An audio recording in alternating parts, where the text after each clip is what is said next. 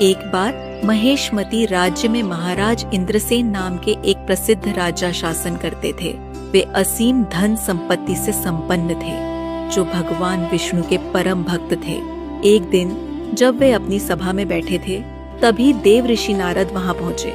राजा इंद्रसेन ने हाथ जोड़कर उन्हें प्रणाम किया। नारद मुनि ने राजा से कहा, राजन, क्या आप स्वस्थ हैं?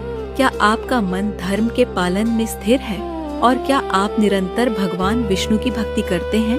राजा ने विनम्र होकर उत्तर दिया, महर्षि, आपके आशीर्वाद से मेरा राज्य सुखी है और सभी यज्ञ विधि विधान से संपन्न हो रहे हैं। कृपया बताइए, आपके आगमन का कारण क्या है? तब नारद मुनि बोले, हे राजन, मैं ब्रह्मलोक से यमलोक गया था।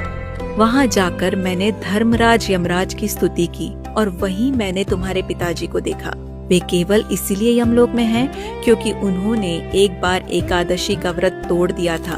उन्होंने तुम्हारे लिए एक संदेश भेजा है। मेरे पिछले जन्म में अनजाने में हुए पापों के कारण मैं यमलोक में हूँ। यदि तुम कृष्ण पक्ष की इंदिरा एकादशी का व्रत मेरे लिए करोगे तो मैं स्वर्ग की प्राप्ति कर सकता हूँ। यह सुनकर राजा इंद्रसेन ने नारद मुनि से इस व्रत की विधि जानी। दशमी तिथि को पितरों का श्रद्धा पूर्वक श्राद्ध करें और केवल एक बार भोजन करें।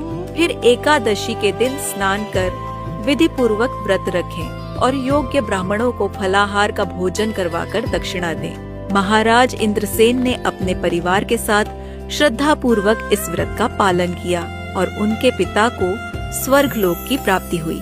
इस प्रकार इंदिरा एकादशी का व्रत व्यक्ति के सभी पापों को नष्ट करके पितरों को मुक्ति प्रदान करता है।